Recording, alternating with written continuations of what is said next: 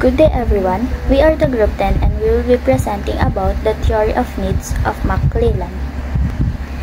David McClelland is an American psychologist born on 1970 and he is known for his work in motivational psychology.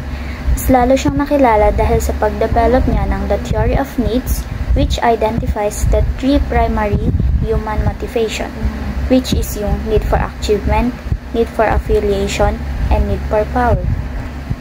History and origin. This model was developed in the 1960s, 2 decades after Maslow's hierarchy of needs was first proposed in the early 1940s.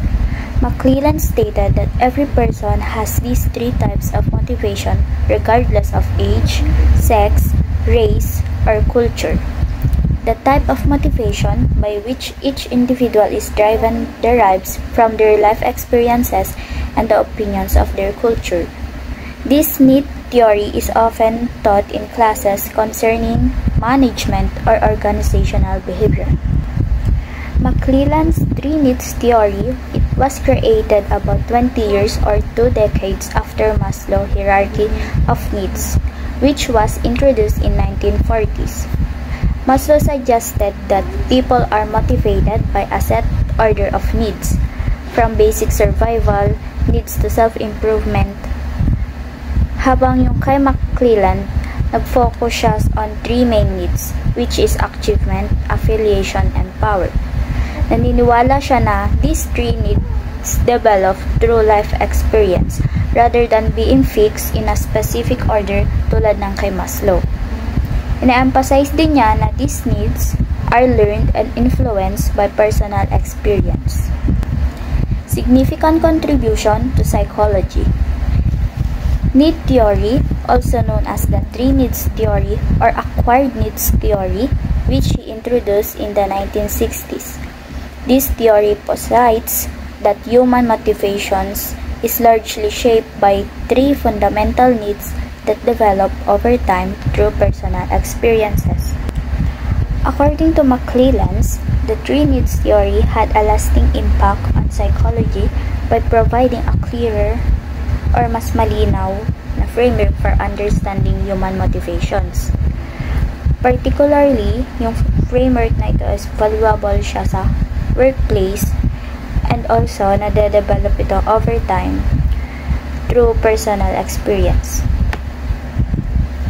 The three needs theory of McClelland: need for achievement, need for affiliation, need for power. Need for achievement. People with a high need for achievement have a strong desire to excel and accomplish tasks. They set challenging goals, seek feedback, and take calculated risks. This need drives people who drive on reaching their own standards of success rather than on external validations. Need for achievement. Ito yung mga tao na eager makuha yung goal na achievement. Example is yung sikat ngayon na laro, yung Block Blast. Kapag nakita mo yung isang tao na mas mataas yung score sa'yo, syempre bilang competitive ka, hindi mo hahayaan na ganun. And paulit-ulit ka magte-take ng risk para mataasan, mahigitan yung score o maging ka-score mo siya. And iba kasi yung satisfy kapag nataasan mo na iba, yung satisfy sa sarili mo. Kaya ko rin pala yung ganong score, kaya ko siyang higitan. Tulad nga ng sabi ko is, iba na yung satisfied na mafe-feel mo kapag nahigitan mo yung score nila na mataas. And dito na rin papasok yung nakuha mo yung achievement na goal mo, yung satisfaction mo sa sarili mo, pero nag-enjoy ka lang. Characteristics. Individual with high need of achievement prefer tasks that allow them to demonstrate their competence. They often set high personal standards, are highly goal-oriented, and derive satisfaction from overcoming challenges. Matong eduk, pero ang gusto mo naman is nursing. So talagang ma-challenge ka and yung abilities mo. Example is reporting. Hindi ka naman gamay in terms of reporting, pero alam mo sa sarili mo na gagawin mo yung best mo para makuha yung outcome na gusto mo. And advantage mo na rin to dahil na-prove mo sa sarili mo na kaya mo pala yung ganitong bagay. Next is behavioral patterns. These individuals tend to prefer work that is moderately challenging, not too easy but not impossibly difficult.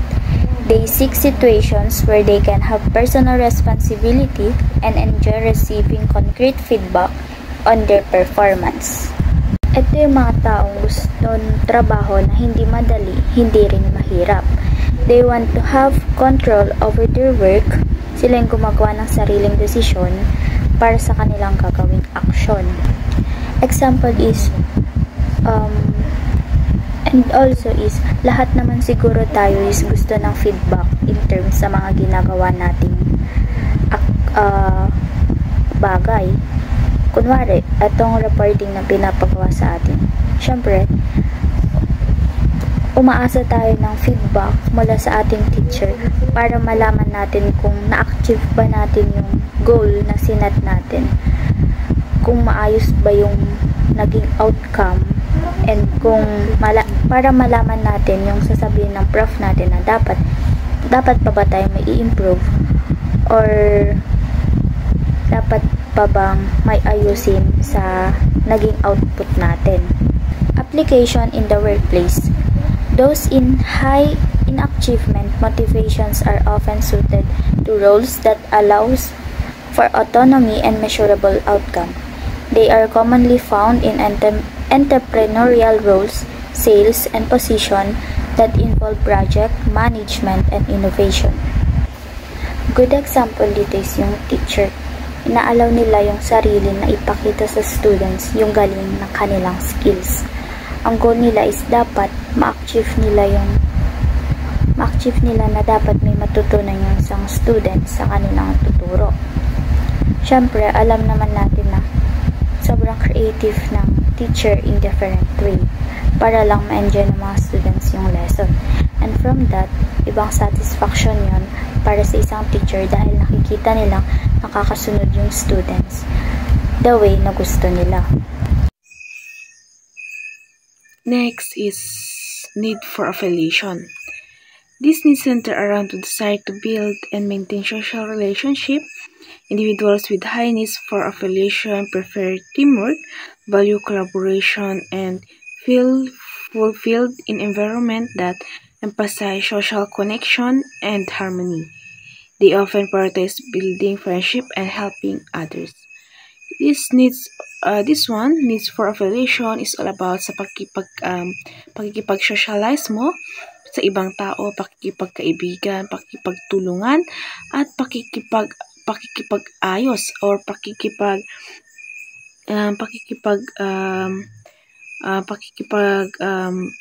prefer teamwork, value collaboration mo.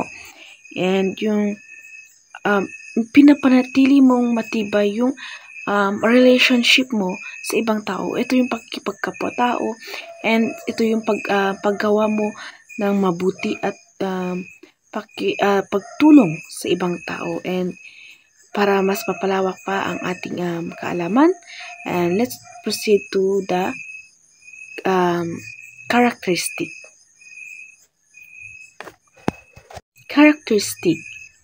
People with strong need for affiliation value positive relationship and enjoy being part of a group. They seek approval, value interpersonal harmony, and are sensitive to the needs of others. Ito yung nasisiyahan ka sa or yung nagagawa mo ng mabuti yung pakikipagsalamuha mo sa iba dahil this one is they don't want to win or they don't want to compete, but they want to work together with another people. Affiliation tend to value collaboration, and turn to negative side of affiliation. They think of this front as associated with giving is so when the group wants something or a few individuals, particular those motivated by the power, want someone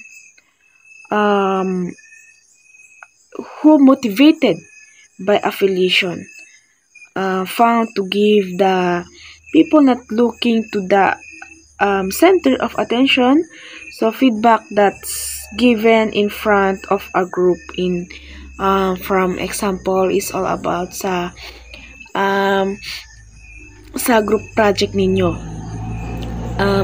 Yung sa group project, kailangan is pagkipagtulungan. Yung ginagalis dito is yung nakikipagtulungan sila, nag-share sila ng ideas para yung group project na yun is magawa nila ng maganda at mas maiayos at maipakita nila na sila'y nakikipagtulungan at nakikikollaborate para yung impact ng kanilang example is this video report is maganda and maganda ang kakalabasan ng kanilang video report or video activities. And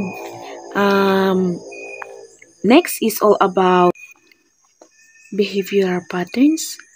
And these individuals are often empathetic, responsive to the emotion to others, and motivated by opportunities to collaborate. They may avoid situations involving conflict and prefer environment where there is strong extreme culture. This one is all about sa pagkipag hanggat maaari is ito yung mga iniiwasan nila ang kanilang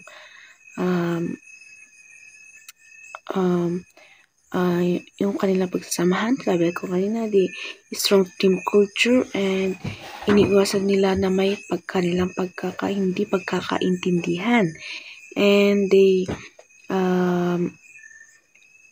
response to safe emotions that of others and motivate opportunities to collaborate, and they avoid situation involving conflict. And this one is about sa carrying out of communication. Ito yung pag-carrying nila sa kanilang communication, which is example is change of responsibility, interpreter pattern, memento pattern, strategy pattern, command pattern, observe mediator, null object, state, template, visitors pattern. And ito is ang action or na ginagawa upang itaguyod o pahusayin ang pagkakaisa ng isang tao sa iba o mas malapit na nauugnay sa isang pagnanais na magtatag ng pananatili at mapahusay ang matalik na personal relationship ng iba.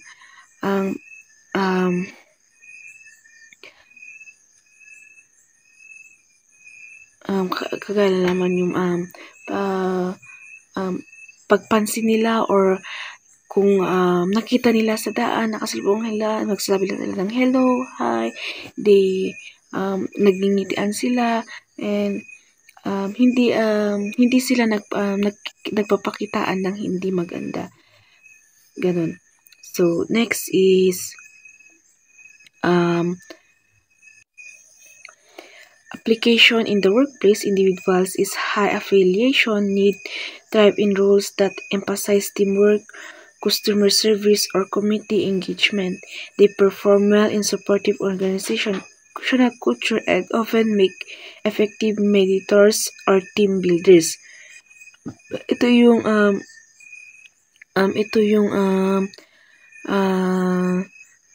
rule nila, and they emphasize their teamwork, and ito yung pakipagtulong sa ibang tao. Gaya ko nga kanina sa first na sinabi ko is yung pakikipagbayanihan. Ito yung pagtutulong nila sa ibang tao. They example natin, kunyari dun sa pag may nangailangan na isang tao is andun sila. Sila'y nagtutulungan at nagkakaisa at nagdadamayan. And kunyari, the example din sa barangay nila, if they have an meeting or what we call that is yung we call about the community work, and nandun sila, nakiparticipate sila, and nakikibahagi sila sa mga meeting nila ng mga yon, and sa trabaho na kanilang ginagawa para sa ikakaganda ng kanilang barangay. And then they supportive and sinusuportahan nila yung mga barangay officials nila, government officials, and their friends, and they give them motivated, and their community engagement in ginagawa nila is yung minapapabuti nila yung kanilang mga yung kanilang lugar and sa kanilang mga pagsasamahan. And that's all, and thank you. So let's proceed to the need for power. So need for power refers to people with the high need for power, and they are motivated by a desire to control and influence others. So according to McClelland, this need can manifest in two ways. So first is as personal power, where individuals seek to assert their dominance over others. So dito gusto nilang kontrolado nila yung mga tao sa paligid nila for personal gain, at ang mga katangian naman nila ay yung pagiging manipulative, aggressive, madalas silang magalit kapag hindi nakukuha yung gusto nila, and abusive para naman makuha yung gusto nila. So halimbawa nito is yung boss na nag-aabuso sa mga employees nila para masunod sila. So second is the institutional power. So they work to achieve goals on behalf of a group or organization. So kabaliktaran naman nito yung personal power. So dito gusto nilang magamit yung power nila para makatulong sa kanilang grupo or sa organizations nila. Ginagawa nila yung makakabuti para sa lahat, at masaya sila kapag nakakatulong sila sa ibang tao or sa kapwa nila. So, ito yung mga characteristics ng need for power. So, it is driven by a desire to have influence and make an impact and exercise control. So, sabi ko nga sa previous slide, so McClelland distinguished two types of power. First is personal power. It is used to control others for personal gain. And second is the institutional power. It is used to organize others to achieve group goals. And they also tend to be more argumentative and assertive in group discussions. Like, gustong-gusto nilang nagbibigay sila ng mga opinions para ma-recognize yung mga ideas nila. And gusto nilang nasa mga posisyon din sila kung saan sila yung mga nagdedesisyon at kung saan maipapakita nila yung mga kakayahan nila sa pamumuno. Behavioral patterns. Those with the high need power are typically comfortable with taking leadership roles. So, masaya sila kapag sila yung leader sa grupo nila, at gusto nilang sila yung mga nagde-decide kung ano yung mga gagawin. And masaya din sila sa mga situations na may competitions at gusto nilang manalo. So, halimbawa nito ay yung estudyante na palaging nag-a-apply para sa mga leadership positions sa schools nila. Application in the workplace. So, in education, naa-apply ito sa mga teachers na may need for power, na gustong mag-inspire ng mga students or kapwa nila guro at mag-lead ng mga proyekto para mapabuti yung paaralan. And maaari silang maging principal, superintendent, or administrators ng paaralan. And sa ibang mga workplace naman, pwedeng maging politiko yung mga tao na may need for power na gustong magtrabaho para sa ikakabuti ng bayan. Practical application of McClelland's theory of needs. Hiring and placement. By identifying an individual's dominant needs, achievement, affiliation, or power, manager can place employee in roles that align with their motivation style, leading to better job satisfaction and productivity. Ito yung pag meron ka sa isang trabaho, yung leader mo or yung boss mo is nakikita niya na itong bagay na ito is dito ka ma-mold or maipalawak pa yung kagalingan mo sa iyong trabaho or sa iyong kagalingan, is doon ka niya ipupunta. Para magkaroon ka pa ng para ma-build up, para ma-enhance pa yung kagalingan mo or your knowledge. And next is the leadership development. Manager can use this theory to tailor leadership development programs that cater to employees' motivation drivers. For instances, those with a high need for achievement might benefit from coaching in goal setting, while those with a high need for power might focus on developing technical leadership and influence skills. Ito yung kagaya yung para ma-mold or yung leadership, yung development nila is ipupunta nila sa mga field and seminar para ma-enhance pa yung mga kaalaman nila para maging para ma-develop yung kanilang pagiging leadership. Kagaya na lang example, yung mga teacher, pupunta sila sa seminar, kung ano yung mga dapat nilang gawin or ano yung mga yung kanilang mga binibigyan sila ng mga more ideas para sa kanilang mga estudyante. Ganun yung leadership development. Ito yung pagdevelop sa iyong kaalaman kung ano ba para mapaunlad pa o mapalawak pa ang iyong kaalaman sa mga bagay-bagay na ito sa iyong trabaho or sa mga iba-iba at sa mga iba't iba pa. So, yan. So, performance management. Performance management, recognizing employees' needs, allows for a more personalized approach to performance reviews.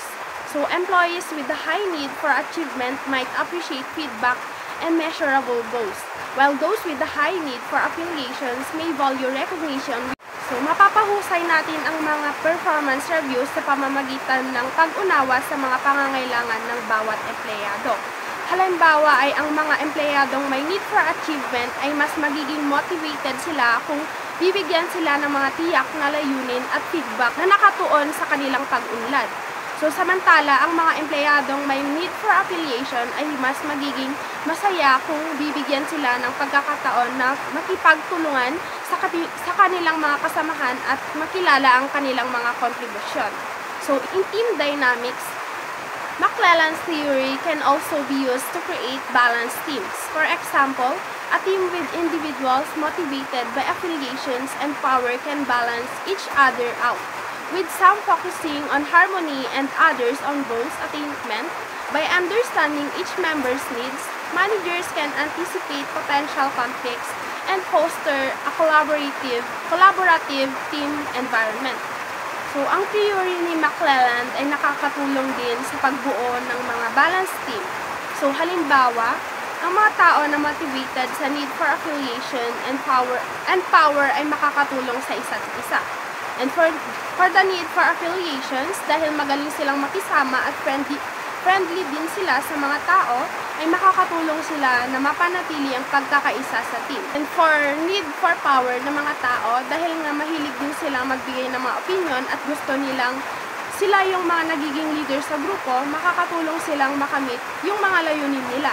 And sa pamamagitan ng pag-unawa sa mga pangangailangan ng bawat miyembro ng team, maiiwasan natin ang mga potensyal na alitan at mapapahusay ang pakikipagtulungan sa loob ng team.